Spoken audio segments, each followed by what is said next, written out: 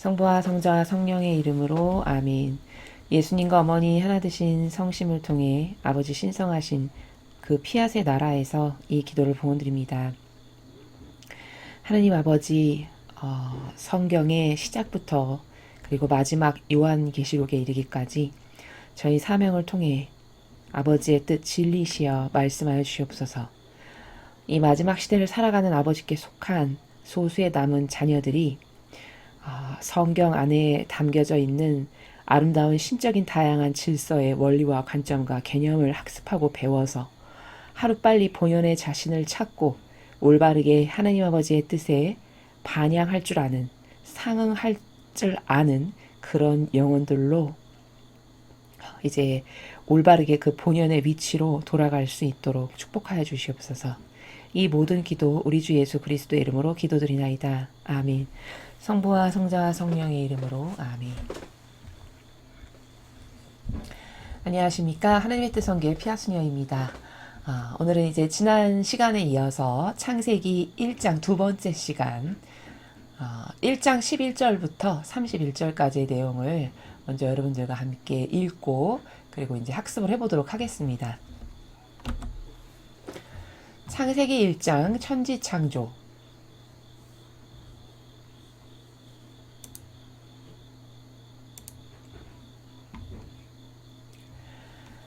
1장 천지창조 11절부터 읽겠습니다. 하느님께서 땅에서 푸른 움이 돋아나라. 땅 위에 나달을 내는 풀과 씨 있는 온갖 과일나무가 돋아나라 하시자 그대로 되었다. 이리하여 땅에는 푸른 움이 돋아났다. 나달을 내는 온갖 풀과 씨 있는 온갖 과일나무가 돋아났다. 하느님께서 보시니 참 좋았다. 이렇게 사흘날도 밤낮 하루가 지났다. 하느님께서 하늘 창공에 빛나는 것들이 생겨 밤과 낮을 갈라놓고 절기와 나날과 해를 나타내는 표가 되어라. 또 하늘 창공에서 땅을 환히 비추어라 하시자 그대로 되었다. 하느님께서는 이렇게 만드신 두 큰 빛 가운데서 더 큰 빛은 낮을 다스리게 하시고 작은 빛은 밤을 다스리게 하셨다. 또 별들도 만드셨다. 하느님께서는 이 빛나는 것들을 하늘 창공에 걸어놓고 땅을 비추게 하셨다. 이리하여 밝음과 어둠을 갈라놓으시고 낮과 밤을 다스리게 하셨다. 하느님께서 보시니 참 좋았다. 이렇게 나은 날도 밤낮 하루가 지났다. 하느님께서 바다에는 고기가 생겨 우글거리고 땅 위 하늘 창공 아래에는 새들이 생겨 날아다녀라 하시자 그대로 되었다. 이리하여 하느님께서는 큰 물고기와 물속에서 우글거리는 온갖 고기와 날아다니는 온갖 새들을 지어내셨다. 하느님께서 보시니 참 좋았다. 하느님께서 이것들에게 복을 내려주시며 말씀하셨다. 새끼를 많이 낳아 바닷물 속에 가득히 번성하여라. 새도 땅 위에 번성하여라. 이렇게 닷새 날도 밤낮 하루가 지났다. 하느님께서 땅은 온갖 동물을 내어라. 온갖 집짐승과 길짐승과 들짐승을 내어라 하시자 그대로 되었다. 하느님께서는 이렇게 온갖 들짐승과 집짐승과 땅 위를 기어다니는 길짐승을 만드셨다. 하느님께서 보시니 참 좋았다. 하느님께서는 우리 모습을 닮은 사람을 만들자. 그래서 바다의 고기와 공중의 새, 또 집짐승과 모든 들짐승과 땅 위를 기어다니는 모든 길짐승을 다스리게 하자 하시고 주님의 모습대로 사람을 지어내셨다. 하느님의 모습대로 사람을 지어내시되 남자와 여자로 지어내시고 하느님께서는 그들에게 복을 내려주시며 말씀하셨다. 자식을 낳고 번성하여 온 땅에 퍼져서 땅을 정복하여라. 바다의 고기와 공중의 새와 땅 위를 돌아다니는 모든 짐승을 부려라. 하느님께서 다시 이제 내가 너희에게 온 땅 위에서 나달을 내는 풀과 씨가 든 과일나무를 준다. 너희는 이것을 양식으로 삼아라. 모든 들짐승과 공중의 모든 새와 땅 위를 기어다니는 모든 생물에게도 온갖 푸른 풀을 먹이로 준다 하시자 그대로 되었다. 이렇게 만드신 모든 것을 하느님께서 보시니 참 좋았다. 엿새 날도 밤낮 하루가 지났다. 주님의 말씀입니다. 하느님 감사합니다. 지난 시간에 이어서 지금 여러분께서는 창세기 1장 천지창조에서 이제 11절부터 1장 마지막 31절까지를 저와 함께 읽으셨습니다. 지난 시간에 이제 성경 공부 첫 시간을 시작하면서 제가 여러분에게 말씀드리기를 이 성경을 도대체 우리가 왜 배울까? 특히 그 중에서도 성경 전체 신구약을 다 통틀어서 어떤 원리를 발견하는, 즉 하느님 아버지께서 이 인류와 세상을 다스리시는 원리, 그리고 아버지가 어떤 질서로 과연 세상을 만드셨는가라고 하는 그 질서를 학습하려면 창세기가 가장 중요하다. 거기에 그 모든 질서가 다 담겨 있다. 제가 이렇게 말씀을 드렸습니다. 그래서 창세기는 중요하고, 그리고 더불어 우리가 도대체 이 창세기를 포함한 성경을 배우는 목적이 뭘까? 이것을 지난 시간에 한번 짚고 이제 시작을 하였는데요. 목적을 똑바로 알아야 하는 이유는 목적을 알아야 내가 그 목적을 향해서 흔들림 없이 끝까지 지속할 수 있기 때문이고, 또 목적을 알아야 그 정복을 할 수 있죠. 그렇죠? 그 목적성에 걸맞는 반향을 할 수 있고, 이제 이런 이유로 목적의식을 가지고 어떤 일이든지 도전하는 게 중요한데, 그럼 성경을 배우는 이유는 뭐냐면 우리가 창조된 목적이 있다고 하였습니다. 우리를 창조하신 아버지의 목적, 그리고 우리의 본래의 위치가 있다고 했죠. 온 우주 만물은 지금 자기 위치에서 그대로 살아가고 있어요. 근데 오로지 인간만이 본연의 위치에서 벗어나 있다는 겁니다. 근데 그 본연의 위치에서 벗어나 있다는 것조차도 모르고 그냥 살아가는 그런 현실이죠. 현 시대 인류가. 그래서 그 나의 본연의 위치가 과연 무엇인지. 그럼 만드실 때 이런 질서, 이런 질서로 나를 만드셨구나를 학습하면, 내 원래 위치가 살아가야 되는 나라가 거기구나를 우리가 알 수 있죠. 그럼으로써 수정을 하고 고쳐나가서 아버지께서 창조하실 때 만드셨던 그 질서에 내가 순응을 하고 반향을 똑바로 할 수 있게 되는 것이죠. 이런 목적에서 나의 본연의 위치, 그리고 창조된 목적이라는 거는 도대체 하느님께서는 우리를 왜 만드셨을까? 우리 아버지께서는 사랑하시니까 만드셨죠.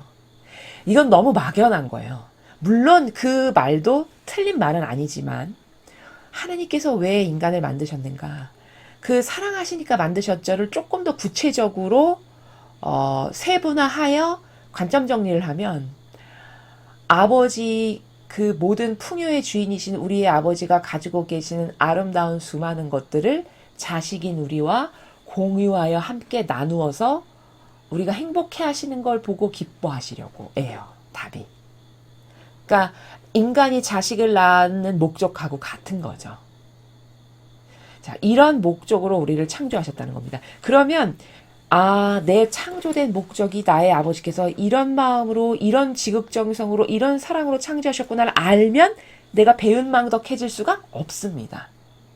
내가 더 아버지께 잘해드려야지. 지금까지 이렇게 죄인으로 배은망덕하게 살았는데 지금부터라도 잘해야지. 사랑을 줘야지. 내가 효성스러운 자녀가 돼야지. 이렇게 마음가짐을 똑바로 올바르게 고칠 수가 있죠. 이래서 창조된 목적을 아는 게 중요한 거예요.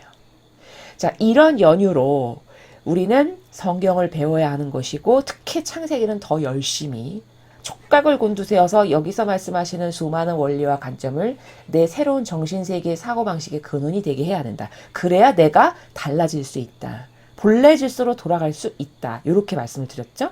그 다음에 이제 지난 시간에 배운 것 중에 중요한 것만 지금 제가 요약 정리를 하고 있는데요. 두 가지의 속성을 지난 시간에 중요하다고 제가 말씀드렸습니다. 창세기에서 아버지께서 우주 만물을 창조하신 원리가 있는데, 첫 번째가 단일성의 원리라고 말씀드렸죠. 단일성이라는 거는 단 하나를 뜻하죠. 그렇죠? 그러니까 이 온 우주 만물은 단일성으로 창조됐다. 무슨 말이냐? 하느님의 생명을 다 나누어 받았습니다. 그렇죠? 우리를 포함하여 이 모든 피조물이. 그러면 다 똑같은 아버지로부터 생명을 나누어 받은 존재니까 하나의 단일성으로 창조된 게 맞죠. 그렇죠? 이런 단일성의 원리로 창조됐다는 거예요. 또 단일성을 논할 때 생겨라 라고 아버지께서 피앗으로 명령하시니까 우주 만물이 다 그대로 생겼어요. 그러므로 피앗이라고 하는 그 정신, 그 속성으로 온 우주 만물은 창조됐다. 이게 또 단일성이에요. 이러한 단일성으로 창조됐다라고 원리를 우리가 발견할 수 있었고요. 두 번째, 지난 시간에 우리가 이 창조의 원리에서 배운 두 번째 속성은 아버지께서 이 창조하시는 것을 가만히 바라보니까 거기서 규칙을 발견할 수 있는데 이원론 가운데 창조하시더라. 예를 들면 낮과 밤, 빛과 어둠, 남과 여, 바다와 육지, 이런 식으로 이원론의 나라에서 모든 것을 만드시고 창조하시더라라는 것을 우리가 이렇게 지난 시간에 학습을 했습니다. 자, 그러면 이제 오늘은 11절부터 학습을 할 건데요. 자, 11절에 들어가기 앞서서 먼저 이 차트를 한번 보시면요. 우리가 제가 조금 전에 말씀을 드렸다시피 하느님은 사랑이십니다. 그러니까 하느님 아버지를 표현할 때 가장 많이 쓰는 단어가 사랑이에요. 그렇죠? 아버지는 사랑으로 온 우주 만물을 만드신 게 맞습니다. 자, 그런데 사랑이 도대체 뭘까?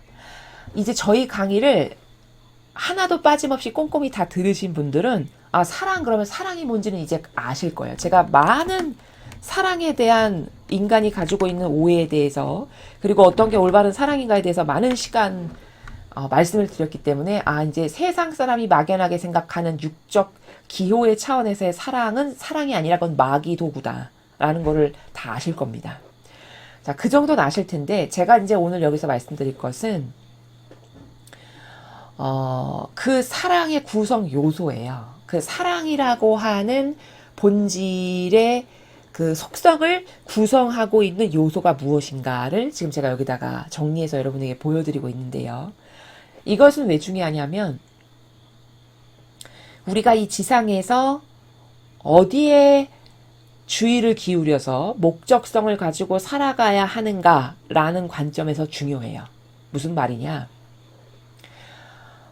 쉽게 설명하면 인간이 살아가려면, 이 생명 유지를 하려면 뭐가 반드시 필요할까요?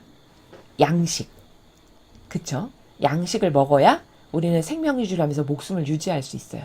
그러니까 그 양식이라고 하면 이런 한국 사람에게는 밥이 되겠죠. 주 양식이겠죠. 자, 이렇게 인간이 살아가려면 그 생명 활동에 필수 불가결하게 필요한 어떤 에너지랄까? 에너지 공급원이랄까? 이런 것이 필요한데 우린 그것을 통틀어서 양식이라고 부릅니다. 그쵸? 근데 이런 육을 살리는 데 있어서, 이 생명을 연장시키는 데 있어서 그런 유물론적인 나라에서의 우리가 먹는 양식이 필요하다면 천상에도 그 영혼들이 살아가는 양식이 있을까요? 없을까요? 있다는 거죠. 육의 몸이 있으면 영혼의 몸이 있다. 이것도 이원론이죠. 그렇죠? 제가 지난 시간에 말씀드렸습니다. 그럼 육의 몸을 생명 연장시키는 것은 우리가 먹는 이런 밥과 같은 양식. 그럼 영혼의 몸도 그 영혼의 몸이 생명활동을 하기 위해서 필요한 것이 있을 것 아니겠어요? 이 밥처럼. 그게 바로 사랑이라는 거예요. 사랑. 그 하느님 아버지께서 가지고 계시는 본질적인 사랑. 그래서 우리가 이 지상에서 이 사랑을 많이 해야 죽고 나면 그 내가 사랑을 얼마나 이 지상에서 구현하여 열매를 맺었는가에 따라서 내가 죽고 나면 가지고 갈 게 그것밖에 없어요. 내 영혼의 옷이 되면서 양식이 되는, 나라는 사람이 죽고 나면 어떤 것에 무게를 달아서 내 위치가 결정되냐면 사랑을 어떻게 내가 이 지상에서 구현했는가라는 거예요. 그러니까 중요하죠. 그렇죠? 어떻게 사랑을 해야 그럼 내가 올바른 사랑을 해서 내가 죽고 나면 그 사랑이라는, 사랑으로 맺은 것만 가지고 내가 갈 건데 천상의 나라에, 그럼 내가 어떤 사랑을 이 지상에서 해야 할까라는 거예요. 그래서 중요하다는 겁니다. 그래서 배워야 한다는 거죠. 바로 그 사랑의 구성 요소가 진리와 선입니다. 사랑이라는 것은 진리와 선으로 구성되어 있다라고 이렇게 말씀드릴 수 있어요. 자, 그러면 이 지상에서 살아가면서 우리는 다시 말하면 이 선을 창출하고 진리를 학습하여 그 진리가 나의 사고방식이 되고 근원이 되게 하는 것, 이것만이 우리의 비전이에요. 죽고 나면 우리는 그 진리와 선을 얼만큼 내가 수행하여 사랑으로 맺은 게 뭐가 있냐를만은 가지고 가고 이 무게를 재서 내 나라, 내 어떤 가야 될 나라가 결정될 거니까요. 그래서 중요한 겁니다. 자, 그렇다면 진리는 뭐냐면 신적인 질서예요. 제가 진리 그러면 또 다른 관점으로는 이렇게도 많이 말씀드렸어요. 그동안은 참된 진실과 사실이다. 그렇죠?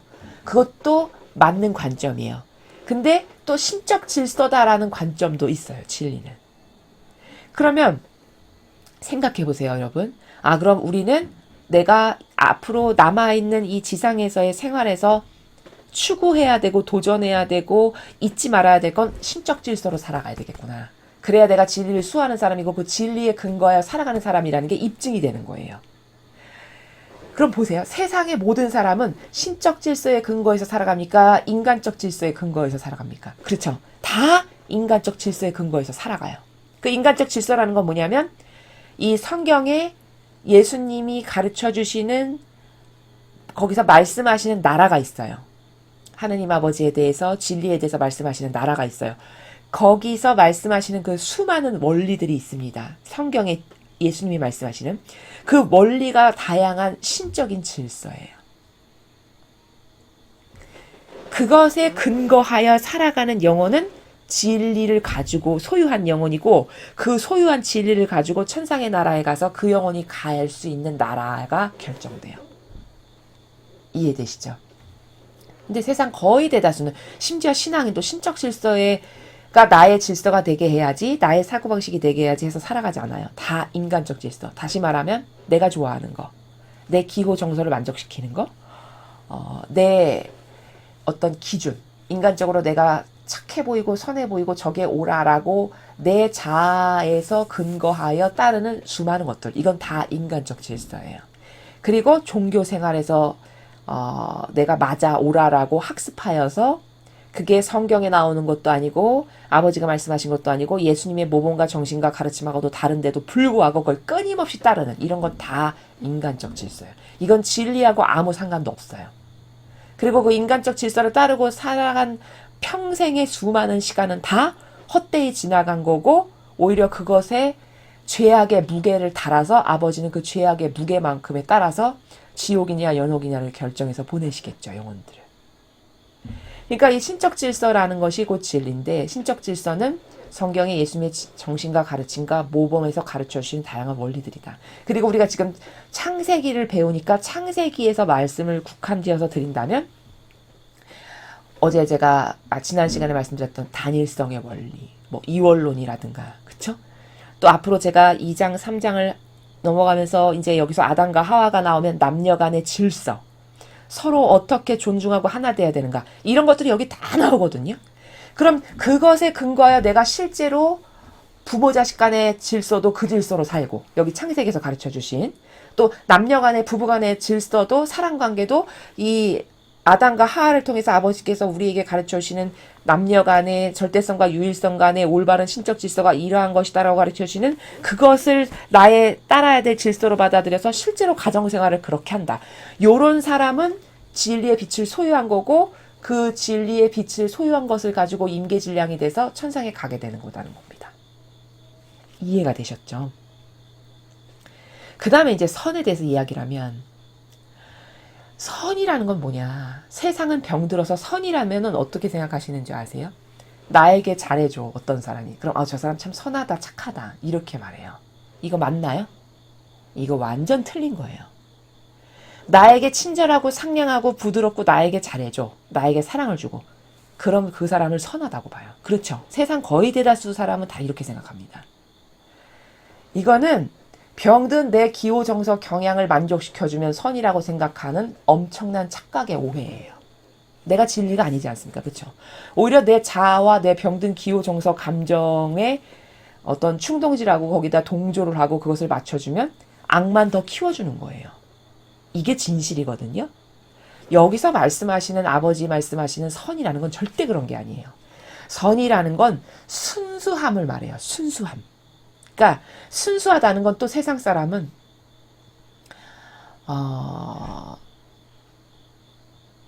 그냥 어린아이의 순수함, 그리고 어떤 사람이 마치 바보같이 보이고 착한 것처럼 모형을 하셔서 사람 참 순수하더라. 또 이렇게 이야기합니다.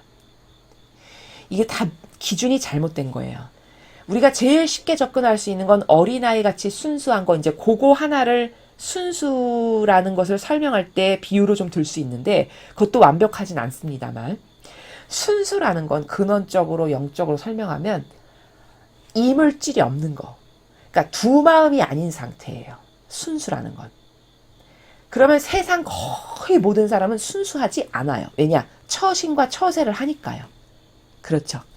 마음으로는 사실 저 사람이 싫어. 그러나 겉으로 싫은 티 안 내고 사회생활 하는데 내가 그렇게 하면 저 사람과의 어떤 불협화음을 내서 나에게 손해가 오니까 내가 싫지만 그렇게 하진 말아야지 하는 이중성의 마음을 거의 대다수의 사람은 다 갖고 살아가거든요. 그렇죠? 이러니까 순수성을 발견할 수가 없는 거예요. 여기서 순수하다는 건 겉이나 속이나 똑같은 상태. 두 마음이 아닌 거. 그래서 가장 비슷한 것을 비유로 들어서 여러분에게 말씀드리면, 그 아이가 태어나가지고 어떤 자기 거라는 것이 형성되기 이전에, 뭐 내 거를 주장하고 이거를 갖고 싶어하는 이런 것이 형성되기 이전에 순수 자체한 어린아이를 보면은 거기 반향에서 느껴지는 향기가 있는데 뭐냐면, 그냥 단순히 지금 배가 고픈데 엄마가 분유를 줬어. 그럼 먹고 빵긋빵긋 웃으면서 막 행복해하는. 거기 그 빵긋빵긋 웃으면서 행복하는 것 말고 이물질은 하나도 보이지 않는 상태. 그게 순수성이에요. 그쵸? 근데 인간이 점점 성장하면 그 순수성이 어떻게 변질되냐면, 왜 이런 거 있죠. 배알을 가진다. 여러분 그런 말 들어보셨죠? 겉에 이런 표양을 하지만 사실 배알로는 그 표양과는 다른 것을 가지고 있는 요런 상태. 요런 상태로 자꾸 변질돼 가죠. 이게 순수하지 않은 거예요. 그러니까 인간은 태어나서 순수성이 유지되는 게 얼마 안 되는 거죠. 근데 오히려 연세가 많이 드신 연로하신 어르신들을 보면 굉장히 순수하신 어르신들이 있으신데요. 그 연로하신 어르신들의 순수성은 이 아기의 순수성하고는 또 달라요. 향기가. 이 아기의 순수성은 지적인 건 없는 상태.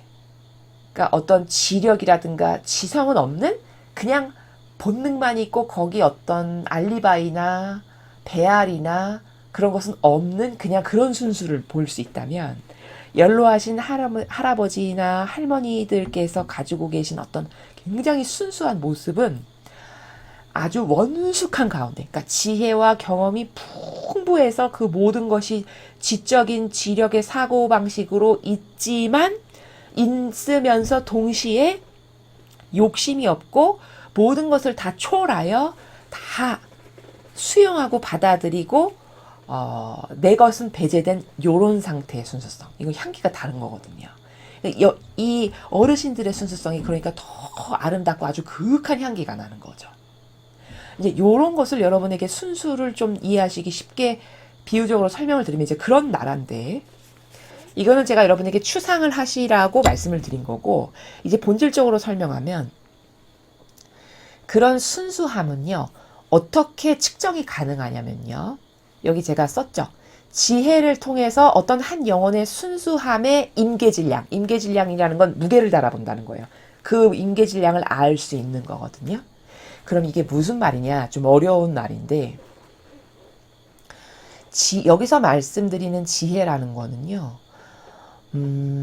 하느님께서 한 영혼에게 개입하셔가지고 그 영혼에게 이렇게 하면 더 슬기롭고 지혜롭게끔 할 수 있는 어떤 그런 아버지의 개입이 가능한 상태.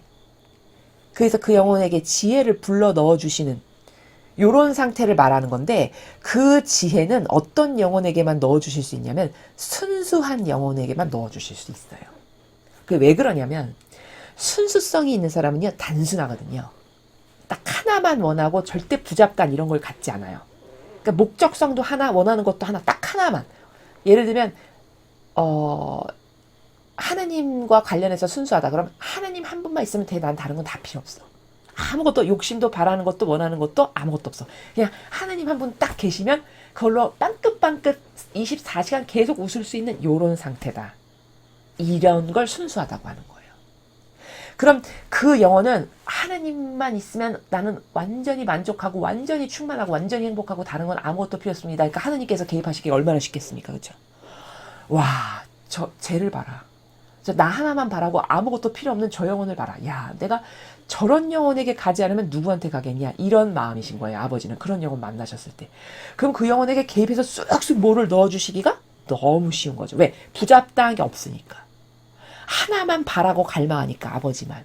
그럼 거기 들어가서 뭐 지혜, 슬기, 수많은 아버지의 이끄심을 그 영혼에게 하시기가 굉장히 수월하시죠. 그래서 순수한 영혼에게는 지혜를 주시기가 쉽다는 거예요. 바로 요런 상태, 요런 영혼, 그게 순수함입니다. 그리고 그런 순수함을 우리는 선이다라고 해요. 이게 진짜 선이에요. 세상은 착해 보이는 것을 선이라고 착각하면서 살아가지만 이 나라에선 그런 게 아니에요. 이런 영적 나라에선. 진짜 선은 뭐냐? 순수해서 두 가지의 마음을 동시에 가지고 있으면서 그런 야리꾸리한 가운데 남을 속이는 처신과 처세로서 뭔가 알리바이를 하는 이런 건 절대 순수한 선이라고 하지 않아요. 이해되시죠? 그럼 내가 이 지상에서 이 선을 창조하려면 이런 순수함을 갖춰야 되는 거죠. 그렇죠. 그리고 그 순수함이 임계질량이 높아지면 아버지가 나에게 오셔서 개입하시기가 너무 좋으니까 언제든지 오셔가지고 지혜도 슬기도 막 불어넣어 주셔서 그 아버지의 지혜와 슬기가 내 안에서 발휘되는 요런 상태. 요게 순수함입니다. 바로 그런 순수함을 가지고 아버지를 위해서 행하는 것, 그게 이제 선이에요. 그럼 이런 선과 진리를 내가 지상에 살면서 얼마나 많이 행했느냐. 이게 곧 죽고 나면 나의 의복이 되는 거고요. 내가 맺은 열매가 되는 거고, 죽고 나면 나는 가지고 갈 게 그것밖에 없어요. 내가 이 지상에서 맺은 이 진리와 선의 무게를 가지고, 질을 가지고, 양을 가지고 천상에 가서 갈나라가 결정되는 이런 거라는 겁니다. 그리고 이 두 가지를 우리는 사랑이다라고 이야기한다는 거예요. 이해되시죠? 그럼 여러분은 이제부터 이 지상에서 무엇을 목적으로 살아야 될까요? 나 진리와 선을 창출하는 사람이 되어야 되겠구나. 요걸 우리가 목적성으로 가지고 있어야 된다는 겁니다. 그래야 천상에 가서 조금이라도 더 하느님 아버지를 가까이 뵐 수 있는 그런 나라에 갈 수가 있다는 거죠. 자, 이제 그런 건데, 여기 이제 이 상응관계라는 단어가 나왔는데, 이 상응은 제가 이제 좀 이따 또 개별적으로 설명을 드릴 건데, 여기서 간단히 말씀드리면, 상응이라는 게 뭔가요? 쉽게 이야기하면은 화응이죠, 화응. A와 B가 있어요. 예를 들어서 A와 B가 사랑하는 연인이라고 해보죠. 남녀 간에. 그럼 A가 이 B를 사랑해서 어떤 행동을 이렇게 액션을 해. 그럼 그 액션을 보고 요 B가 그 액션에 감동받아서 이 B도 어떤 요런 행동을 하는. 그럼 요 B의 또 행동을 보고 A가 거기에 반향에 맞춰서 또 자기의 아름다운 반향을 하고. 요게 상응이죠. 그렇죠? 요렇게 서로가 유기적이고 유기체적이고 유동적으로 서로 간에 반향을 하는 요런 관계성. 요게 상응 관계예요. 근데 이 지혜와 순수라는 것은 서로 상응 관계에 있다.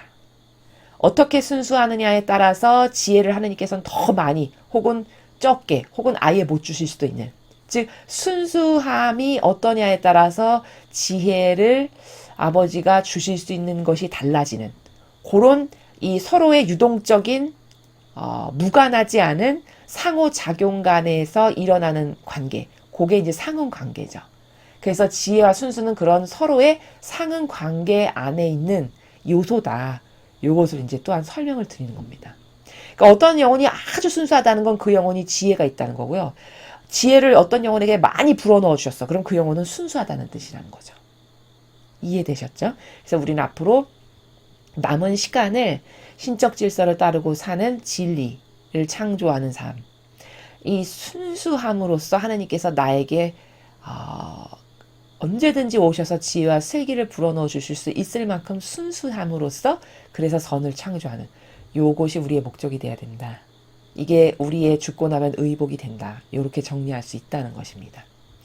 자, 그럼 이제 이렇게 서론을 여러분에게 말씀을 드리고 이제 본문으로 오늘 들어가서 11절부터 한번 보겠습니다. 지난 시간에 이제 이튿날까지 보았죠. 이제 3일째 되는 날 아버지께서 창조하신 것을 한번 보겠습니다. 하나님께서 땅에서 푸른 움이 돋아나라. 땅 위에 나다를 내는 풀과 씨 있는 온갖 과일나무가 돋아나라 하시자 그대로 되었다. 자, 말씀하시니까 그대로 생겼어요. 피앗으로 창조된 거죠. 지난 시간에 배운 원리 적용해 보는 겁니다. 즉 단일성의 원리로 모든 생물이 이렇게 지금 계속 창조가 되고 있어요.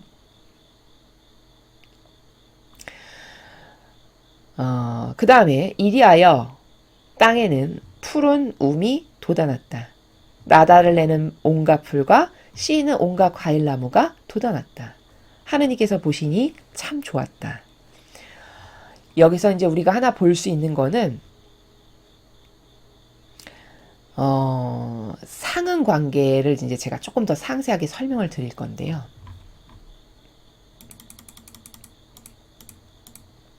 자, 여기 이 차트를 보시면요. 제목이 이제 상응의 원리인데, 이제 상응을 제가 왜 여기서 설명을 하는 거냐면, 우리가 이런 인간적 사고방식은 오류가 굉장히 많거든요. 근데 그 오류가 장애가 돼가지고 이런 성경을 이해하는 데 있어서 막혀가지고 잘 이해가 안 가는 경우가 많아요.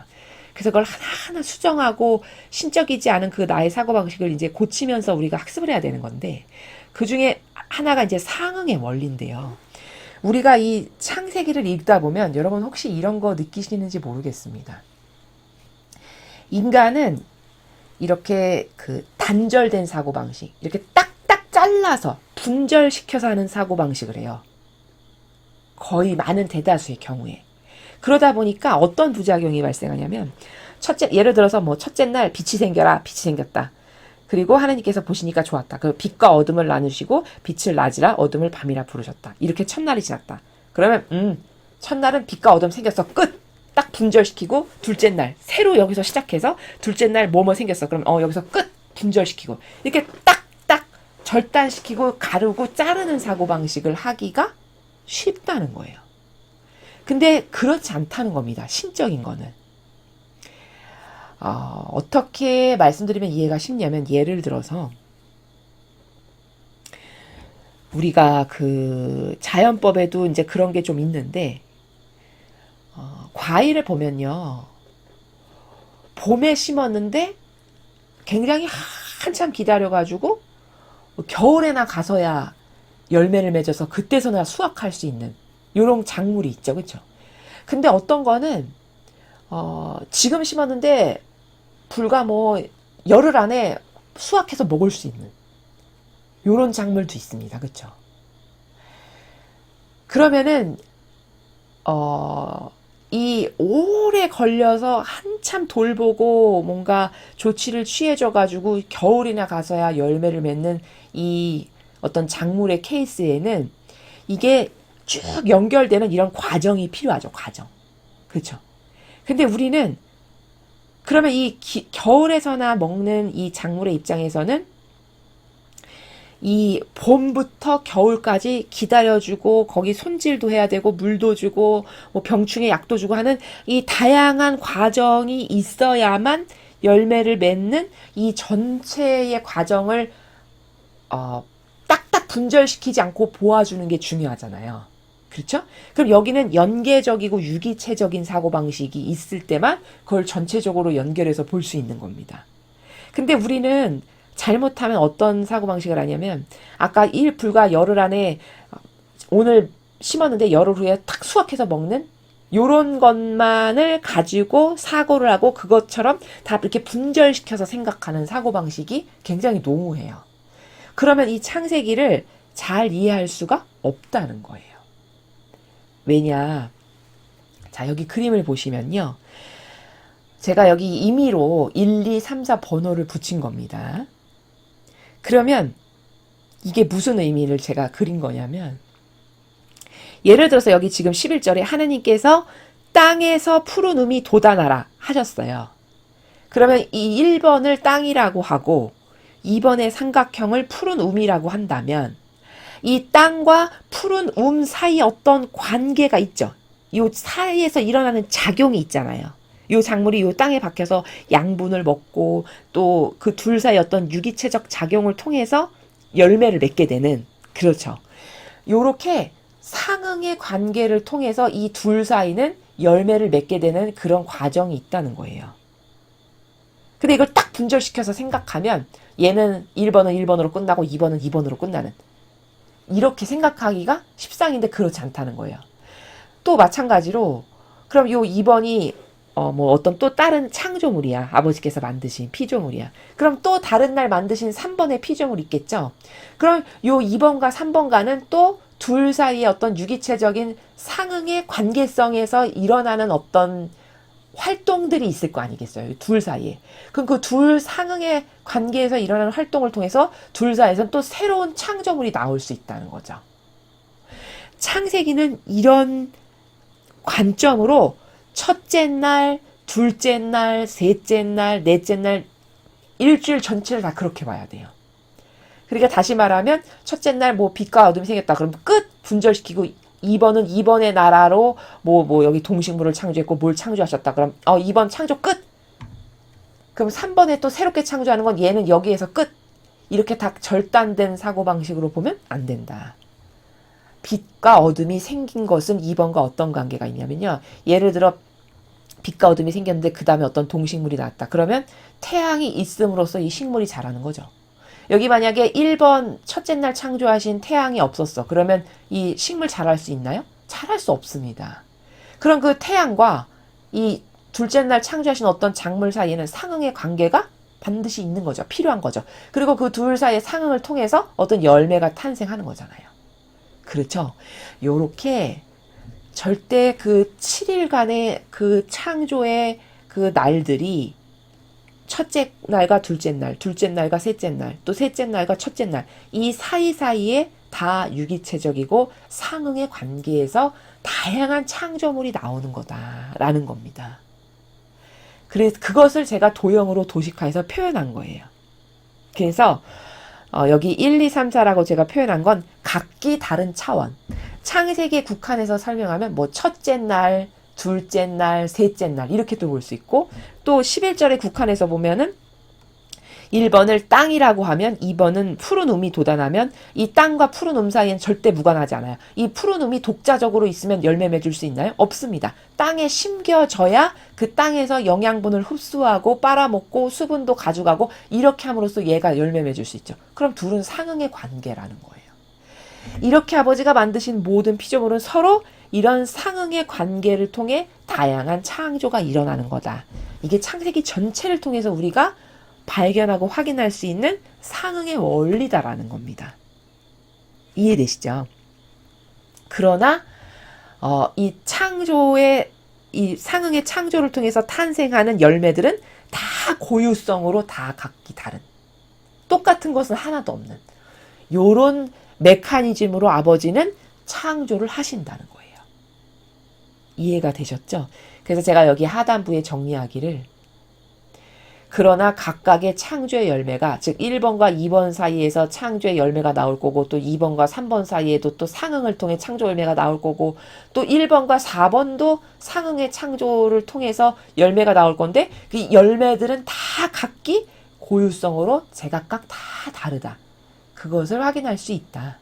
그래서 일주일 전체는 다 이런 상응의 원리에 근거하여 아버지는 우주 만물을 창조하셨다라는 겁니다. 그 원리를 여기서 하나 배울 수 있고요. 자, 그 다음에 이제 다시 돌아가서 자, 12절까지 우리가 했습니다. 자, 13절 보시면요. 이렇게 사흘날도 밤낮 하루가 지났다. 이제 사흘날 창조가 끝났습니다. 그러나 네 번째 날과 절대 무관하지 않은 상응의 관계성 가운데 있다. 이제 이렇게 이해를 해야 되는 것이죠. 하느님께서 하늘 창공에 빛나는 것들이 생겨 밤과 낮을 갈라놓고 절기와 나날과 해를 나타내는 표가 되어라. 자, 여기도 보면 14절 보면 우리가 발견할 수 있는 거. 지금까지 배운 거를 리마인드해서 학습의 원리를 여기다 적용시키면 밤과 낮. 그쵸? 이원론으로 창조하시는 거 여기서도 알 수 있죠. 그쵸? 그런데 둘이 그럼 완전히 적대적인 다른 거냐? 분절되고 절단적인 사고방식을 하면 밤은 밤이고 낮은 낮이야. 그렇게 생각하기가 쉽다라는 거죠. 그쵸? 그러나 절대 그런 것이 아니다라는 거야. 이 둘은 밤과 낮도 역시 상응관계에 있으면서 동시에 이원론으로 창조하신 이런 다중적 관계성이다라는 거예요. 이해되시죠? 이제 그렇게 이해해야 된다는 것이고요. 또 하늘 창공에서 땅을 환히 비추어라 하시자 그대로 되었다. 하느님께서는 이렇게 만드신 두 큰 빛 가운데서 더 큰 빛은 낮을 다스리게 하시고 작은 빛은 밤을 다스리게 하셨다. 또 별들도 만드셨다. 자, 이렇게 해서 태양이 생겼고 달이 생긴 거네요. 16절을 통해서 보면 그렇죠? 그래서 태양은 낮을 다스리게 하셨고 작은 빛인 달은 밤을 다스리게 하시는, 그리고 거기 아름다운 별들도 만드신 이제 이런 상황입니다. 하느님께서는 이 빛나는 것들을 하늘 창공에 걸어놓고 땅을 비추게 하셨다. 이리하여 밝음과 어둠을 갈라놓으시고 낮과 밤을 다스리게 하셨다. 하느님께서 보시니 참 좋았다. 지금 계속 이원론으로 창조하고 계심을 알 수 있고, 동시에 이 밝은 어둠, 뭐 낮과 밤 이런 건 어떤 반대적인 요소만 갖고 있는 것이 아니라 서로 상응관계에 있다. 왜 상응관계에 있는 건 어떻게 알 수 있냐면 여러분 밝음만 있다고 생각해 보세요. 밝음만. 어둠이 있어야 밝음의 가치가 있는 거고, 또 밝음이 있어야 어둠의 가치가 있는 거 아닌가요? 그렇죠. 요런 상태, 요런 게 상응의 관계라는 거예요. 근데 여기 보면은 보시니 참 좋았다가 등장하죠. 이건 어떤 행간이냐면 이런 거죠. 다 이렇게 만드셨는데 내가 보니까 참 마음에 들어. 아버지 입장에서 이제 설명을 하면 내가 의도한 대로 다 잘 되었네 라고 만족하시는 그런 나라를 하느님께서 보시니 참 좋았다, 이렇게 표현하신 거라는 겁니다. 이렇게 나은 날도 밤낮 하루가 지났다.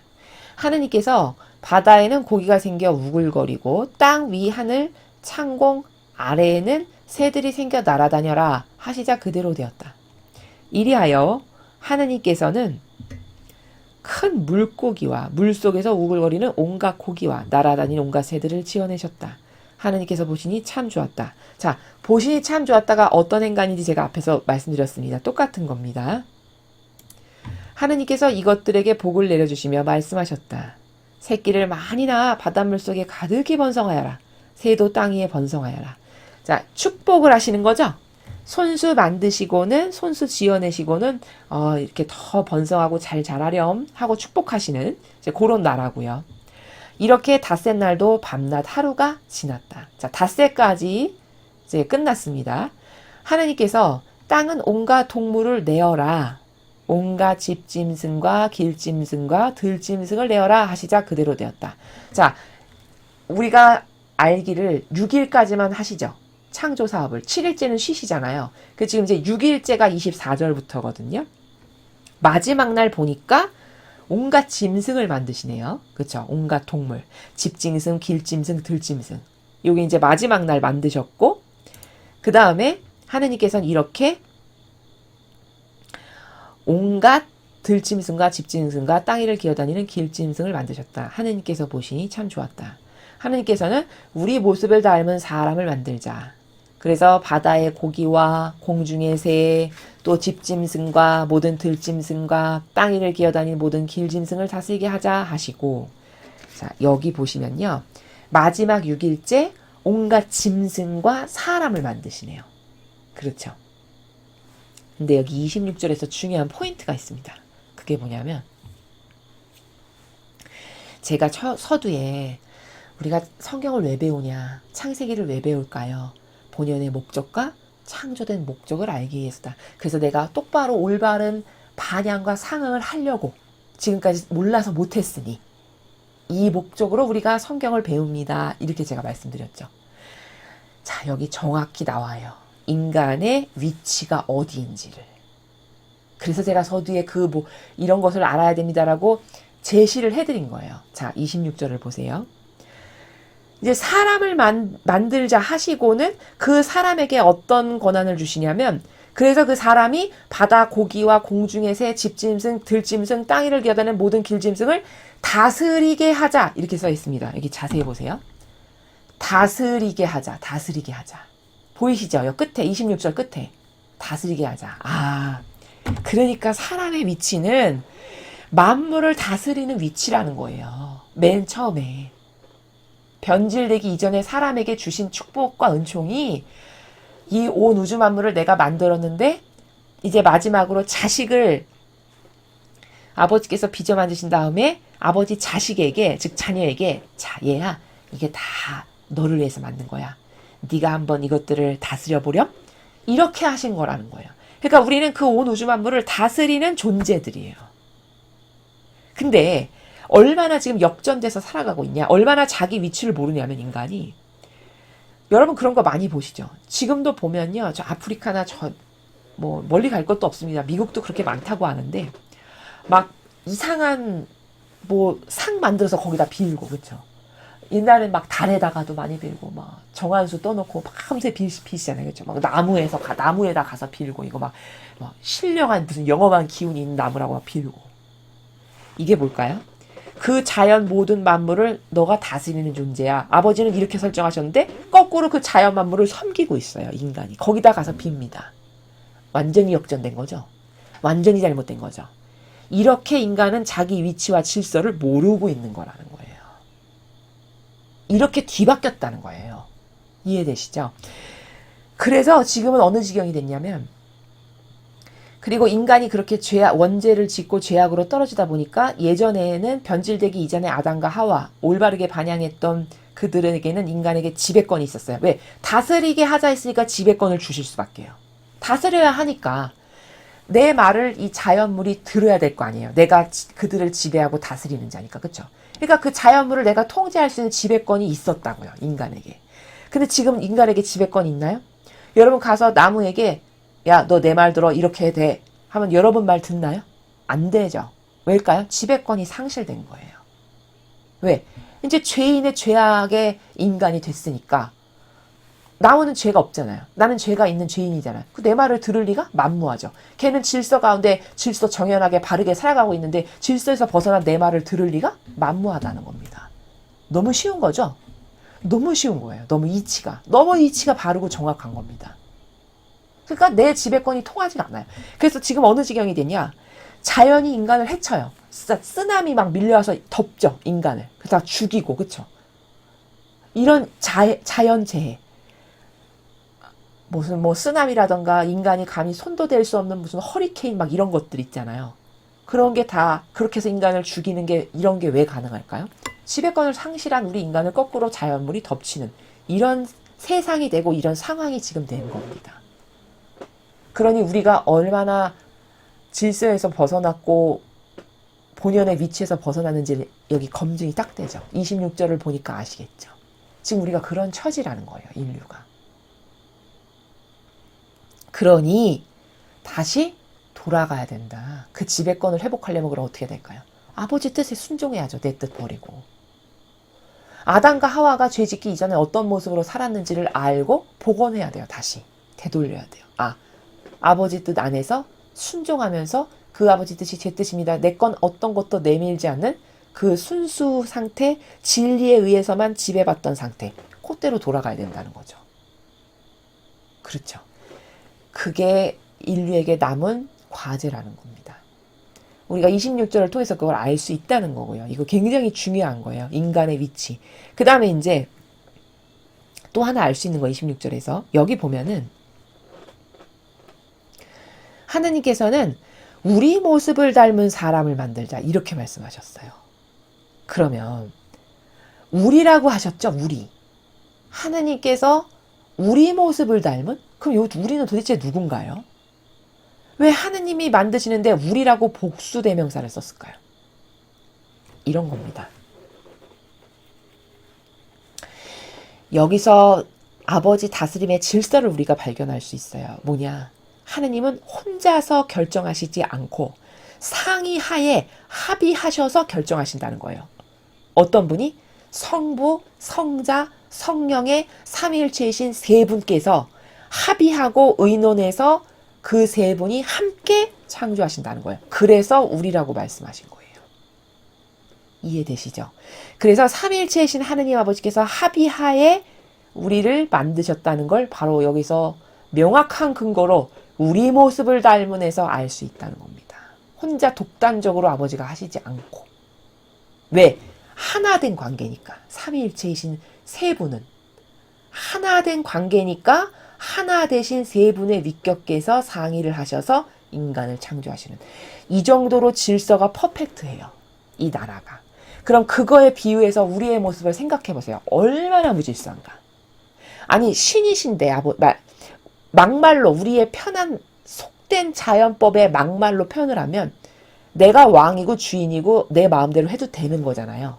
하느님이시면. 그쵸? 그런데도 그렇게 안 하세요. 세 위격을 동등하게 똑같이 권리와 권한이 있으셔서 세 분이 합의하에 상의하에 만드시는 이 질서를 보세요. 왜? 그건 하나된 관계니까 당연히 상의를 해서 해야 된다는 이 질서가 내재적인 거예요. 그럼 인간은 이것과 얼마나 다른가요? 그렇죠. 완전히 달라요. 완전히. 그 완전히 다르니까 자연이 우리를 침해해서 죽이는 이런 시절이 됐고, 내 말을 자연이 내 말에 하나도 복종을 안 하는 건 원래 인간은 이런 거 아니야? 그런 거 아니에요. 태초부터 이러지 않았어요. 지배권이 상실돼서 그런 겁니다. 그러면 다스리라는 말씀을 안 하셨겠죠. 다스리게 하자. 다스리려면 내 말을 들어야 다스릴 수가 있는 거 아닙니까? 그렇죠. 아니, 통제가 돼야 다스릴 수 있는 거잖아요. 지금 통제 못 하잖아요. 그러니까 처음엔 안 그랬다는 겁니다. 여기 다 이게 얼마나 성경이 아름답냐면 이 내포적인 행간과 뉘앙스를 통해서 다 발견할 수 있어요. 원리를. 그렇죠. 그래서 26절을 통해서 이제 우리가 그걸 알 수 있고요. 27절을 보시면 주님의 모습대로 사람을 지어내셨다. 하느님의 모습대로 사람을 지어내시되 남자와 여자로 지어내시고. 자, 여기 하느님 아버지의 모습대로 지어내셨다 말씀하셨죠. 요 의미는 뭐냐면 겉모습에만 국한돼서 생각하시면 안 되고요. 누누이 말씀드리지만 진리는 성경은 다 본질의 나라를 두고 말씀하시는 거예요. 그러므로 하느님의 모습대로 지어내셨다는 건 하느님의 속성을 닮았다는 거예요. 우리가. 그게 주님의 모습대로 지어내셨다라는 요 문장에 들어있는 함축적 의미예요. 뉘앙스의 나라. 예를 들어 우리도 어떤 부모님 밑에서 자식이 하나 태어나면 그 자식을 유심히 보면은 그 부모가 가지고 있는 내재적 속성, 성격, DNA, 유전자 이런 걸 다 가지고 태어나잖아요. 마치 그런 것처럼. 그 아버지의 속성을 가지고 우리가 태어났다는 겁니다. 그러니까 우리는 사실 저런 걸 보면 너무 아름답게 빚어진 게 맞거든요. 최첨단으로 빚어진 게 맞아요. 왜? 하느님을 닮았으니 얼마나 아름답겠습니까? 속성이. 그렇죠? 근데 이 정도로 망가진 거예요. 이 정도로 통제 불가능, 이 정도로 무질서, 이 정도로 죄악으로 가득한, 이 정도로 망가진 거죠. 그걸 다 원래 아버지의 속성으로 만드셨으니까 그 아버지 속성을 가진 아름다운 영혼으로 다다시 이렇게 되돌리는 거. 요게 한평생 내가 살면서 달성해야 될 목표고 도전해야 될 바다 이거라는 겁니다. 자, 그렇게 이해를 할 수 있고요. 28절 하느님께서는 그들에게 복을 내려주시며 말씀하셨다. 자식을 낳고 번성하여 온 땅에 퍼져서 땅을 정복하여라. 바다의 고기와 공중의 새와 땅 위를 돌아다니는 모든 짐승을 부려라. 자, 여기도 보세요. 28절. 그들, 우리죠. 아버지가 만드신 아버지 자녀. 그들에게 복을 내려주시면서 남자와 여자로 이제 여기도 이원론으로 창조한 거 우리가 또 알 수 있고요. 또 남자와 여자는 이원론으로 창조하셨으면서 동시에 상응 관계죠. 그렇죠? 서로가 상응 관계에 어떻게 서로 반영하느냐에 따라서 이 남성과 여성은 무한히 행복할 수도 있고요. 엄청나게 불행할 수도 있어요. 어떤 상응 관계로 서로가 반영하느냐에 따라. 그렇죠. 이제 그것은 이 뒤에 한 3장쯤 가면 이제 아담과 하와에 대해서 구체적으로 나오는데 제가 그때 더 자세히 절대성과 일성에 대해서 말씀드리겠습니다. 아무튼 여기서는 이원론으로 창조하셨는데 그러네. 그리고 서로 상응 관계구나. 이렇게 알 수 있다는 거고요. 그 다음에 28절에 그렇게 여자와 남자를 지어내시면서 말씀하시기를 자식을 낳고 번성하여 온 땅에 퍼져서 땅을 정복해라. 여기도 정복하는 자예요, 우리는. 우리 본래 위치가 정복하고 다스리는 자예요. 그리고 그 정복하고 다스리라고 이 우주 만물을 다 우리에게 맡기신 거예요. 그렇죠? 그럼 지금 그걸 못하고 있잖아요. 그럼 왜 못할까? 질서에서 벗어났으므로 우리에게 그 권리가 박탈된 거예요. 요런 처지. 바다의 고기와 공중의 새와 땅 위를 돌아다니는 모든 짐승을 여기 부려라. 부리라고 하시잖아요. 그게 우리의 본래 위치와 질서라니까요. 그래서 소우주라고 하죠. 왜? 이 자연법에서도 인간은 너무 최첨단으로 아주 소우주야. 막 이런 얘기 하잖아요. 이런 어떤 과학자들이나 이런 사람들이 이야기할 때. 그게 다 뭐냐면 하느님의 모습의 속성을 담고 있기 때문에 그렇게 최첨단이고 아름다운 겁니다. 그리고 그 자식에게 아버지는 모든 것을 다 주시면서 자 네가 한번 다스려보고 이렇게 정복도 해보고 이렇게 부리렴 하고 주신 거라는 거예요. 그 다음에 29절 하느님께서 다시 이제 내가 너희에게 온 땅 위에서 나달을 내는 풀과 씨가 든 과일나무를 준다. 너희는 이것을 양식으로 삼아라. 인간에게 먹을 것을 주셨죠. 앞에는 네가 이거 정복하고 부려봐라. 이렇게 주셨고 이제 29절은 드디어 이제 먹을 건데 어떤 먹을 거냐면 나달을 내는 풀이에요. 그래서 인간은 그 곡식에 그 알맹이를 먹죠. 그쵸? 알맹이. 여기 나달이라고 표현한. 또 씨가 든 과일나무. 과일나무도 열매니까 어떤 그 생물이 자라나서 가장 마지막에 맺는 그 열매. 핵심이죠. 열매가 사실. 요 나달도 그 모든 에너지가 집약되어 있는 응축된 것. 그런 거잖아요. 그런 핵심 열매를 먹는 존재로 창조된 거예요. 우리가. 너희는 이것을 양식으로 삼아라. 이렇게 말씀하셨어요. 그 다음에 30절에 보면 모든 들짐승과 공중의 모든 새와 땅 위를 기어다니는 모든 생물에게도 온갖 푸른 풀을 먹이로 준다. 하시자 그대로 됐다.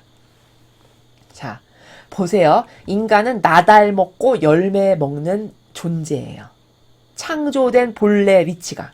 근데 여기 보면 들짐승, 그 다음에 공중의 새, 땅이 기어다니는 생물. 얘네들은 뭘 먹으라고 하셨냐면 푸른 풀을 먹으라고 하셨어요. 그렇죠. 그러면 여기서 29절과 30절을 통해서 우리는 뭘 알 수 있냐면 차원을 알 수 있어요. 차원. 차원이 다르게 창조하신 거구나. 다 똑같이 창조하신 게 아니라. 인간은 상위 차원. 다시 말해서 나달, 어떤 작물이 수확을 해서 가장 마지막에 맺는 어떤 에너지의 정수인 열매. 요런 걸 먹는 차원에 살아가는 존재들이에요. 근데 30절을 보면은 반면에 들짐승, 새, 땅이 기어다니는 생물은 뭘 먹으라고 하셨냐면 풀을 먹으라고 하셨어요. 풀은 뭐냐면 우리가 왜 쌀도 보면은 그 쌀은 가장 안쪽에 들어있고 그 바깥에는 이렇게 벽시라고 하나요? 풀로 덮여져 있잖아요. 그럼 그거 벗기고 알맹이는 안에서 빼내는 거죠. 탈곡하는 거죠. 그러면 우리는 그 알맹이 먹는 존재의 차원에 살아가는 존재들이고 30절에 이런 짐승은 겉에 그 거푸스름한 그 풀들 그걸 먹는 존재들이에요. 그러니까 완전 다른 차원에서 살아가는 존재로 만드셨다는 거예요. 만들었을 때부터. 이해가 되시죠? 이렇게 하느님은 다 다른 차원으로 다양하게 만드셨어요. 창조의 원리가 그래요. 그래서 이걸 보면 우리가 알 수 있는 게 뭐냐면 이제 요 차트를 제가 차원을 설명하는 건데 예전에 제가 다니엘서 설명할 때 그런 말씀 드렸습니다. 거기 보면은 첫 번째 전체주의 제국이 바빌론인데, 바빌론의 느부갓네살 왕이 하나님께 다니엘이 와서 기적 보일 때는 너희 하나님이 최고다. 야, 신은 너희 하나님밖에 없다. 이렇게 반응을 똑바로 했다가 또 그게 오래 못 가요. 금세 또 이상한 신 만들고 또 뭐 섬기고 이렇게 해서 또 변질되고 이걸 왔다 갔다 하거든요. 그러다가 하느님께서 어느 날 그 왕에게 올바르게 그렇게 반향을 못하니까 7년 동안 짐승으로 살게끔 하시죠. 여러분 다니엘서 학습하셨으면 기억이 나실 거예요. 7년 동안 짐승처럼 살게끔 허락하세요. 아버지께서. 그래서 다니엘서를 보면 실제로 느부갓네살 왕이 손톱 막 이렇게 짐승처럼, 왜 짐승 보면 이렇게 길잖아요. 야생 동물 보면. 그렇게 하고 머리는 다 풀어헤치고 네 발로 이렇게 기면서 짐승처럼 7년을 살아요. 그때 거기 보면 그렇게 차원이 인간이었는데 차원을 아버지께서 낮추시니까 실제로 짐승처럼 살면서 풀을 뜯어먹었다라고 거기 나오거든요. 이게 뜻하는 바가 뭐냐. 이렇게 다 다른 차원으로 창조를 하셨다라는 거예요. 심지어 인간도 아버지께서 그 영혼에게 저 차원에서 살게끔 뭔가 허락을 하시면 그가 자기 원래 존재 가치도 잊어버리고 짐승처럼 기면서 저 차원에 가서 사는 이런 반영을 하더라는 걸 거기서 확인할 수 있어요. 그럼 이게 뜻하는 바가 뭐냐. 천상의 나라는 이렇게 다양한 차원의 나라로 구분되어서 존재하는구나 하는 걸 알 수 있다는 거예요. 그래서 제가 지금 여기 그린 게 뭐냐면 천상 나라의 다양한 차원을 여러분에게 설명드리려고 그린 겁니다. 이건 더 자세하게는 안 그리고 그냥 임의로 그렸어요. 제가 설명하는 거에만 포커스를 맞춰서. 지금 이 동글동글이가 뭐냐면 동그라미들이 여기 점선 보이세요? 여기를 연옥이라고 해요. 연옥에서 닦을 사람은 그 불에 단련받아서 닦고 이제 여기 파란색 동그라미 3개가 천상의 나라거든요. 이 3개가 다. 이제 이 천상의 나라로 이렇게 가는 거죠. 여기서 다 닦고 나면. 여기 연옥이에요. 이 아래 시커먼 거 뭐냐? 이건 지옥이에요. 위 점선을 기준으로 요 위는 천상의 나라, 점선을 기준으로 요 아래는 지옥이에요. 그리고 요 점선의 차원은 연옥이고. 이해되시죠? 그런데 천상의 나라는 메시지 그 아버지께서 한동안 주셨던 메시지를 설명드릴 때 여러분에게 자세히 설명드렸는데 이렇게 3개의 차원으로 구분된다라고 우리가 천상의 책을 학습하면 알 수 있어요. 이렇게 3개의 나라로. 거기 예수님이 말씀하시는데요. 굉장히 뒷권에 나와요. 20권 이후에 나오는 걸로 제가 알고 있는데 첫 번째 나라는 하느님 뜻의 나라예요. 여기 뜻의 나라는 누가 가냐면 부분적으로 하느님의 뜻의 생명을 소유한 사람들이 가요. 여기. 그 다음에 이제 두 번째 차원은 하느님의 의지, 그 의지의 나라예요. 그럼 이 의지는 뜻보다는 아버지의 뜻을 행했는데 자발적으로 행하지는 않은 상태. 그런 영혼들. 그런 영혼들이 가는 나라예요. 이 차원의 나라가. 천상에서도. 그 다음에 이제 이게 가장 상위 차원인데 이것은 우리가 피앗의 나라라고 해요. 피앗의 나라라는 거는 피앗은 자발적인 특징이 있어요. 그러니까 아버지를 위해서 누가 시켜서가 아니라 자발적으로 내가 아버지를 사랑하니까 진리를 보호해야 되겠고 진리를 보호해야 하다 보니까 이것도 하고 이것도 찾아서 하고 이것도 내일로 하는 요런 자녀들이 가는 나라가 피앗의 나라예요. 그 대표적인 분이 예수님과 성모님이세요. 그 두 분이 누가 시켜서가 아니라 자발적으로 자유의지로 하나님을 사랑하니까 그리고 아버지랑 하나 됐으니까 아버지 일이 제일입니다 해서 알아서 자원해서 제가 있지 않습니까? 저를 보내주세요 아버지. 예수님은 이렇게 자원하셔서 이 세상에 오신 거예요. 그 배상과 보석의 길 누가 등 떠밀어서 한 게 아니고요. 이런 영혼 이렇게 지상에서 살면서 반향한 사람만 가는 나라가 여기 피앗의 나라예요. 천상은 이렇게 3개 차원의 나라로 구성되어 있다라고 천상의 책에 예수님께서 말씀해 주셨다라는 겁니다. 자, 그런데 이 각각의 나라는 이 각각의 나라 차원을 제가 임의로 동그라미로 표현한 건데요. 여기 가장 높은 차원, 여기 가장 아래 차원, 천상에서. 근데 또 이 각각의 나라는요.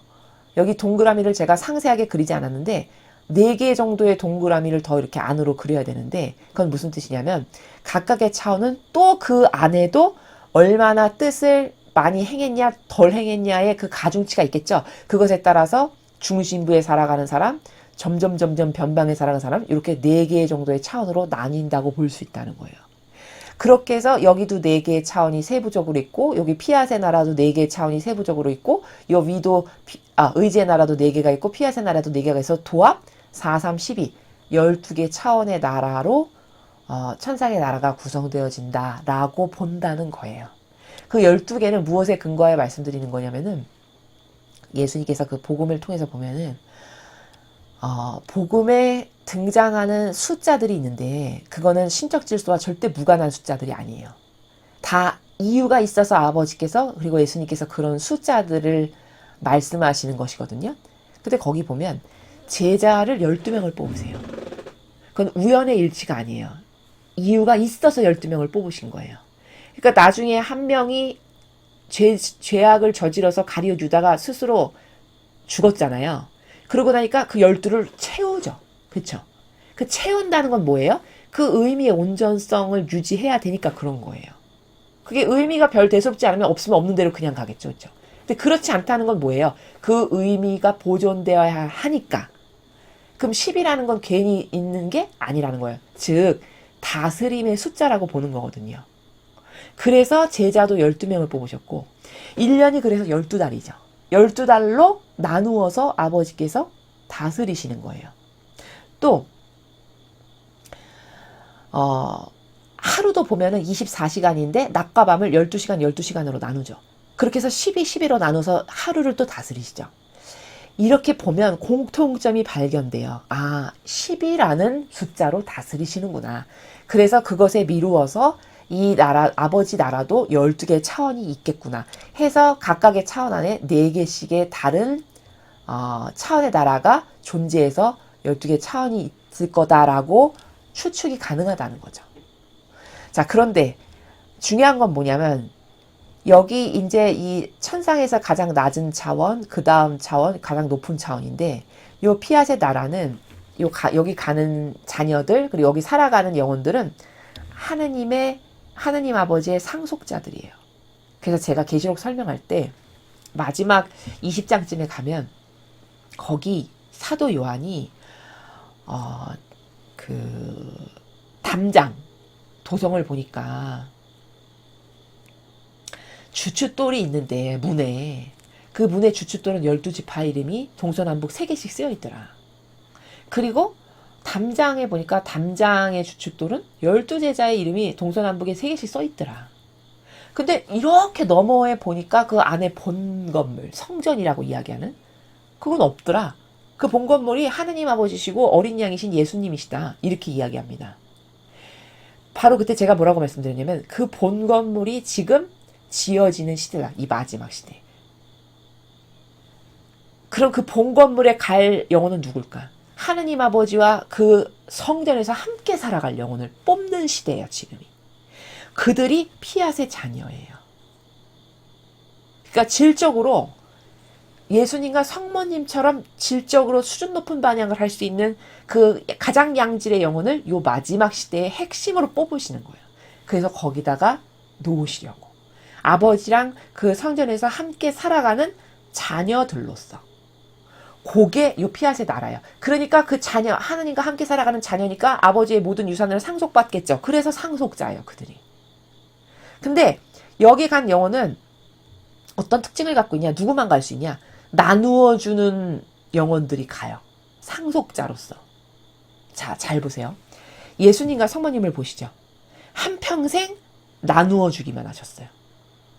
자기 것을 위해서 어떤 자기의 기호, 정서, 경향, 자기 영달, 자기 육신을 위해서 뭔가를 취하신 게 있냐? 전혀 없어요. 자기는 완전히 배제하고 다 자녀들을 위해서 아버지를 위해서 희생하고 고통을 사랑하고 나누어주는 그 역할만 하셨죠. 그분들이 살아가시는 나라가 피앗의 나라거든요. 그러니까 나도 거기 가려면 나누어주는 역할을 할 수 있는 반향을 이 지상에서부터 한 영혼 그들만 가요. 그리고 아버지께서 그들을 상속자라고 뽑으신 거예요. 근데 참 신기한 건 뭐냐면 아무리 나누어줘도 줄지 않는데요. 이 나라는. 왜? 아버지 풍요에 그 아버지 걸 나누어주는 거니까. 근데 아버지 풍요는 절대 줄지 않아요. 그게 어디서 알 수 있냐면요. 여러분 태양을 보세요. 하느님이 만드셨잖아요. 그 하느님이 만드신 태양이 지금 수천 년이 지났지 않습니까? 천지창조 이래로. 그 태양빛이 줄든가요? 아무리 쏟아 부어줘도 안 줄어요. 그렇죠? 계속 한결같아요. 그럼 태양이 자기를 위해서 뭘 요구하나요? 그런 거 없죠. 끊임없이 주기만 해요. 바로 이런 속성이에요. 이런 속성을 가진 영혼들만이 이 피앗의 나라에 아버지께서 너는 내 상속자가 될 만하다 해서 가져다 놓으시는 그런 영혼들만 살아가는 나라예요. 여기가. 근데 그들은 특징이 뭐냐면 이 지상에서도 남을 위해서 희생하고 나누어주고 고통을 사랑하고 그랬던 사람들만 갈 수 있겠죠. 그렇죠? 그런 사람들만 영혼들만 가는 나라예요. 그러니까 거기 가서도 나누어주는 역할을 해요. 그리고 요 아래 여기 다 천상이지만 여기보다는 조금 질 떨어지고 의지의 나라보다는 조금 더 질 떨어지는 이런 거거든요. 그러면 요 의지의 나라나 뜻의 나라에 살아가는 영혼은 여기는 상속자라면 여기는 종의 신분이에요. 종의 신분. 하느님의 나라에서 살긴 하지만 종의 신분. 그 종은 자기 게 없잖아요. 그러니까 어떻게 될까요? 받아야만 살 수 있어요. 어디서 받냐? 여기 상속자들이 나누어주는 걸 받아서 살아가요. 이들이. 그런 차원의 나라예요. 이해되시죠? 그렇게 구현이 되어 있다는 거예요. 그런데 제가 지금 이걸 설명을 왜 하냐면 아까 요 앞에서 우리에게는 너는 나다를 먹고 열매를 먹어라. 근데 이런 짐승들에게는 너는 풀 먹어라. 이렇게 겉푸성이인 풀을 먹는 차원이 있는가 하면 그 핵심부인 정수인 나달과 열매를 먹는 차원으로 다 이렇게 다르게 창조하시죠. 바로 그런 것처럼 그렇게 차원이 창조될 때부터도 다르게 하시는 것처럼 죽고 나서 우리가 갈 나라도 이렇게 다양한 차원으로 다 다르게 창조가 돼 있다는 거예요. 그래서 지상에서 내가 어떤 반향을 했냐에 따라서 이 차원에 갈 수도 있고 요 차원에 갈 수도 있고 요 차원에 갈 수도 있고 근데 일단 이 세 개의 천상의 나라에 누구나 가고 싶지 않습니까? 그러려면 어떤 사람만 갈 수 있냐? 최소 신앙생활을 한 사람만 갈 수 있어요. 신앙생활이 뭔데요? 신앙생활은 신과 함께 살아가는 생활이에요. 나 신과 함께 살아가는데요. 신과 함께 살아가는 사람은요. 그 신이신 아버지를 염려하고 걱정하고 의식하고 그 아버지랑 함께 살면서 그 아버지 뜻으로 살지 내 뜻으로 안 살아요. 그러니까 내 뜻으로 사는 사람, 즉 나를 위해서 뭔가를 하는 사람은 이 천상의 가장 낮은 차원인 뜻의 나라에도 못 가요. 이해되시죠? 오늘 이 창세기를 보면은 지금 여기에는 안 나오는데 제가 이제 후반부에 설명드릴 건데 왜냐하면 아담과 하하가 왜 죄인이 됐죠, 여러분? 자기를 위해서 선악과를 딴 순간 죄인이 됐어요. 그 선악과를 딴 게 하나님을 위해서 딴 겁니까? 이웃을 위해서 딴 겁니까? 아니죠. 자기를 위해서 딴 거죠. 자기를 위한 게 죄의 시작이에요. 그러므로 그 자기를 위한 게 있는 사람은 여기를 못 가는 게 당연한 거예요. 확실히 알 수 있죠. 그렇죠? 확연히 구분이 되죠. 그래서 제가 늘 여러분에게 말씀드리길 내 뜻을 안 따르고 사는 거. 그게 왜 나쁜지를 자꾸 깨닫고 제 뜻 아니라 아버지 뜻 안에서 살게 해주세요. 제가 잘 모르니까 제가 제 뜻을 해가려고 하거든. 아버지 제발 멈추고 제가 B로 갈 거 A로 가게 돌려주세요. 저는 잘 모르니까 무지해서. 최소 이렇게라도 올바른 의지를 가지고 있는 사람은 아버지께서 내 뜻으로 잘못해서 B로 갈 걸 A로 가게끔 만들어 주신다고 제가 말씀을 드렸죠. 이제 이런 노력들이 필요한 건데 동반돼야 되고 이제 이렇게 다양한 차원이 실제적으로 존재한다는 거고 어떤 사람들이 가는가를 말씀드렸고요. 여기 그럼 최소 여기 천상의 끄트머리라도 가고 싶으면 신앙생활의 나라에서 이 지상에 살 때 살아가는 사람만 갈 수 있다. 그럼 그게 뭐냐? 나를 위해서 하는 게 아니에요. 이 신앙생활은. 신과 함께 조심스럽게 걸음을 걸으면서 아버지가 원하시는 거 기뻐하실 것 어떻게 하면 아버지께 더 많은 위로를 드릴까 사랑을 드릴까 뭐 요런 나라에서 살아가는 사람들 그게 바로 신앙생활이에요. 반면에 여기 이제 시커먼 게 다 지옥인데, 지옥도 여기 첫 번째는 그래도 약한 거예요. 이 하부로 갈수록 세고 고통이 심한 거죠. 그렇죠? 근데 요 지옥은 그럼 누가 가냐? 여기 오른쪽에 제가 표현했습니다. 종교 생활의 차원. 종교 생활한다. 그럼 무조건 여기예요. 시커먼 나라. 지옥. 종교 생활이 뭔데요? 종교 생활은 나를 위해서 하는 거예요. 나를 위해서. 나는 나를 위해서 안 하는 것 같은데. 여러분, 나를 위해 한다는 건 범주가요. 굉장히 넓어요. 그러니까 누가 봐도 저 사람은 자기를 위해서 신을 믿어.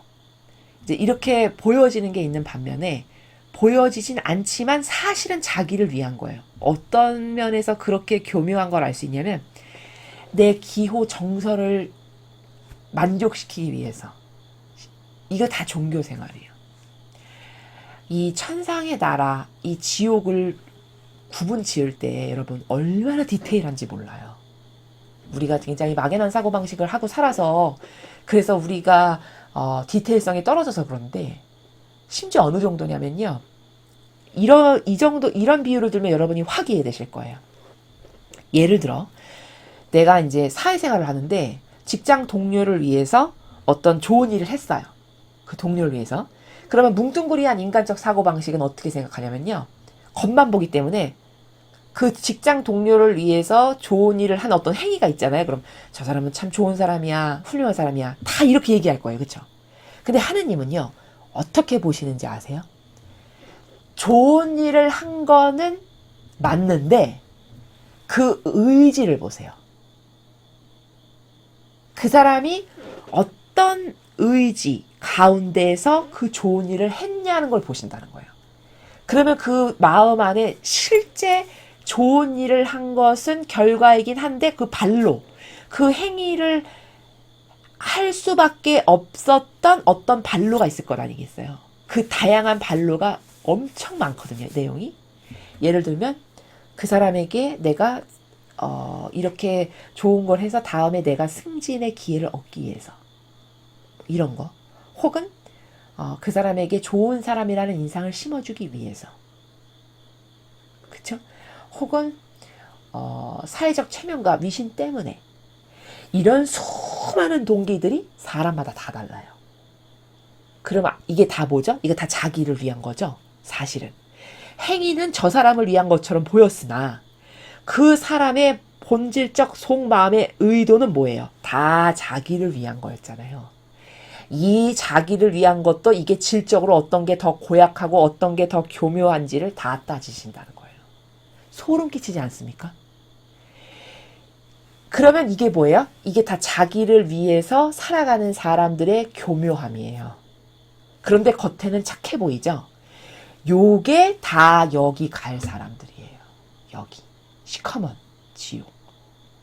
그게 바로 종교 생활이라는 거예요. 자, 봉사를 해요. 성당에 가서. 아유, 훌륭한 자매님이셔. 훌륭한 형제님이셔. 저렇게 오랜 시간 봉사를 하고 저런 걸 하고. 물론 그 결과치만 놓고 봤을 때는 아무것도 안 한 사람보다야 나아 보이겠죠. 그렇죠? 근데 제가 지금 말씀드렸죠. 예시, 이제 화가시겠죠. 그 봉사를 하되 어떤 의미로 그 봉사를 했냐는 그 의도를 보신다는 거예요. 아주 순수하게, 제가 앞에서 순수성 설명드렸죠. 이때 순수가 빛을 발해요.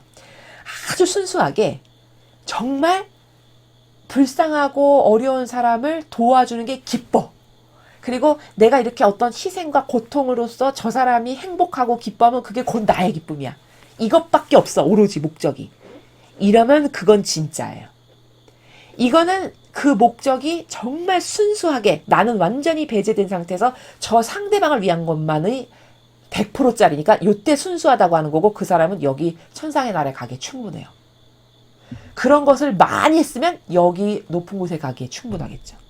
근데 사람은요 절대 그렇지 않아요. 절대 속마음은 그렇지 않아요.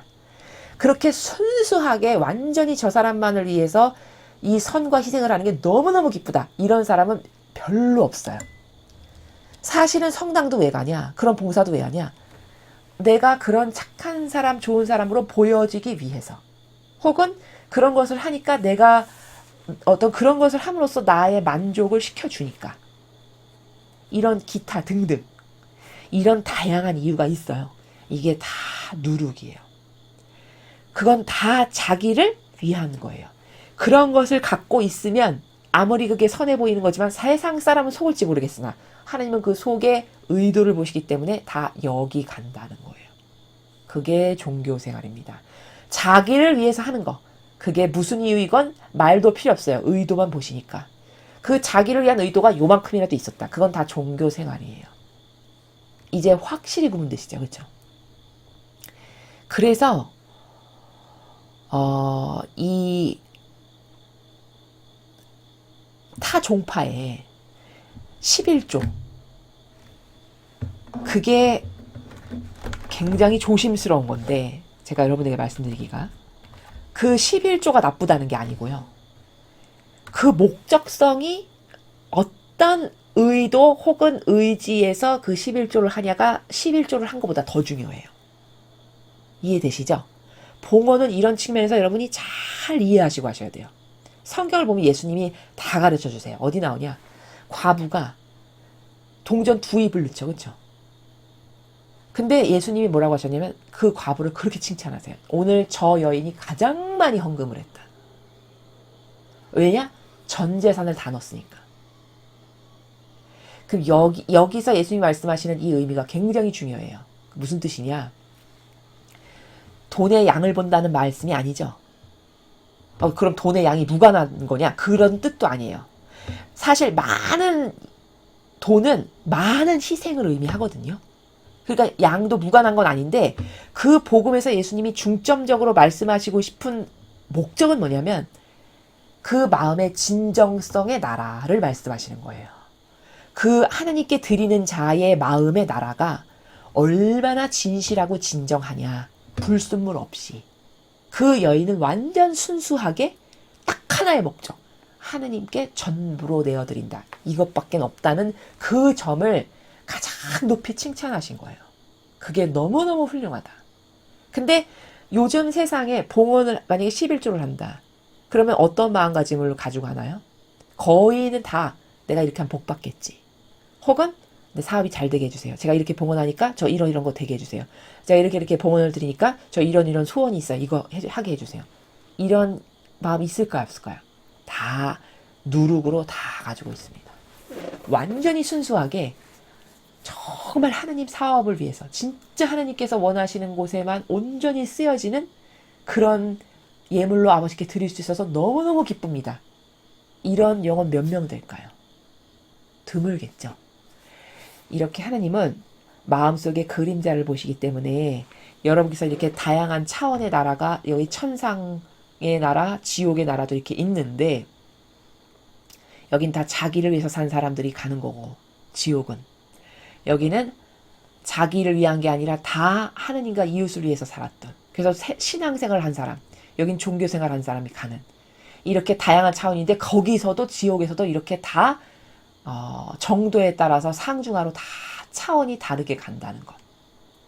여기도 가장 순수한 순수성으로 하느님만을 위하고 이웃을 위해서 자기의 것을 하나도 추구하지 않았던 영혼들이 가는 나라와, 적당하게 타협하면서 부분적으로 하느님의 뜻 생명을 지니고 있는 영혼이 가는 것, 나라, 이렇게 차원이 다 다르다, 나누어진다라는 것을 오늘 아까 요 앞에 이제 그 먹는 것을 아버지께서 주실 때 차원에 대해서 말씀하셨기 때문에 여러분에게 추가로 말씀을 드렸습니다. 자, 그래서 29절, 30절을 보았고요. 마지막, 이렇게 만드신 모든 것을 하느님께서 보시니 참 좋았다. 엿새날도 밤낮 하루가 지났다. 자, 요렇게 해서 여섯째 날까지의 아버지의 창조가 다 이제 여기서 이렇게 맞춰졌습니다. 그래서 여기 보면은 이렇게 온 우주 만물 안에 지금 하느님의 뜻이 다 있죠. 왜? 다 그분의 생명으로 창조가 됐으니까. 그래서 온 우주 만물 안에는 하느님 아버지의 뜻이 다 있는 거예요. 그분의 생명을 다 나누어 받은 존재들이에요, 우리는. 나무도 풀도 새도 나도. 그쵸? 그러니까 단일성으로 창조되어 있으면서 동시에 그 하느님의 생명을 나누어 받은, 즉 하느님의 뜻이 다 온 우주 만물 인류 안에 있는 게 맞다. 요것을 우리가 알 수 있고, 그래서 왜 그 프란치스코 성인께서 뭐 이렇게 그 태양의 창가인가요? 거기 보면 새 형제들이요, 뭐 태양이요, 뭐 온 우주 만물을 이렇게 막 찬미하죠. 형제라고 부르면서. 그게 뭘까? 그게 오늘 여기서 배운 것처럼 우리와 이 모든 피조물은 형제 관계예요. 왜? 같은 생명을 나누어 받았으니까. 그 단일성으로 창조됐으니까. 그래서 무슨 형제요, 무슨 형제요, 이렇게 찬미를 하는 게 그게 맞는 거다라는 거죠. 이 원리에 근거하여. 이해가 되시죠? 자, 이렇게 해서 이제 창세기 1장을 31절까지 여러분과 함께 살펴보았습니다. 사실 창세기가 제가 막 간결하게 빨리 해야지 하는데도 너무 설명드려야 될 원리들이 너무 많아가지고 빨리빨리 한다고 했는데도 이게 시간이 너무 길어질 수밖에 없어서 죄송합니다. 이 아버지가 만드신 창조의 원리들, 특히 오늘 배운 것 중에 중요한 거는 이렇게 우리가 분절시키고 나누고 자르고 가르는 이런 사고방식을 하면 이 창세기에 상응관계로 서로가 다 연관이 있고 관계성이 있는 가운데 아버지가 창조하신 거지, 딱딱 끊어서 하루는 하루로 끝나고 이틀째는 이틀째로 딱 끝나고 이런 것이 아니다라는 점, 요 상응관계를 여러분이 잘 이해하셔야 되고요. 왜냐하면 요 관점이 있어야 앞으로 2장 3장도 이해하시는데 오류가 없으실 수 있거든요. 그리고 이제 단일성, 그리고 이원론, 또 이제 오늘 배운 것 중에서는 이 다양한 차원의 나라, 그래서 천상은 이런 다양한 차원이 있는 존재하는 나라다라는 것, 그리고 내가 이 지상에서 가장 중요하게 생각해야 될 건 진리와 선을 창조하면서 살아가야 되겠다. 진리라는 거는 신적인 질서, 인간의 이 수많은 사람들이 따르고 살아가는 이런 인간 질서를 나는 따르지 말고 이런 성경에서 가르쳐 주신 아버지 질서를 따르고 살아가야지. 요게 진리를 따르고 살아가는 삶이에요. 선이라는 건 순수성인데, 순수하다는 거는 어떤 두 마음을 가지지 않는 거. 딱 하나만으로 완벽하게 만족하고 그 하나만을 위해서 올인하는 요런 정신과 마음의 나라. 요게 순수성이에요. 근데 그렇게 순수성이 있는 영혼은 하느님께서 그 영혼 안에 개입하셔서 아버지의 진리나 지혜나 슬기 이런 것을 불어넣으셔서 그 지혜와 슬기로 살아가는 영혼들입니다. 그래서 아주 연로하신 어르신들, 할머님 혹은 할아버님 중에 이제 그런 어떤 지혜도 풍부하신데 말씀도 별로 없으시고 침묵 가운데 사시는데 항상 행동하시는 걸 보면 젊은 사람이 막 감탄할 만한 어떤 지혜로운 어떤 결정이나 행동을 하시는 이런 분들 간혹 보거든요. 뵙거든요.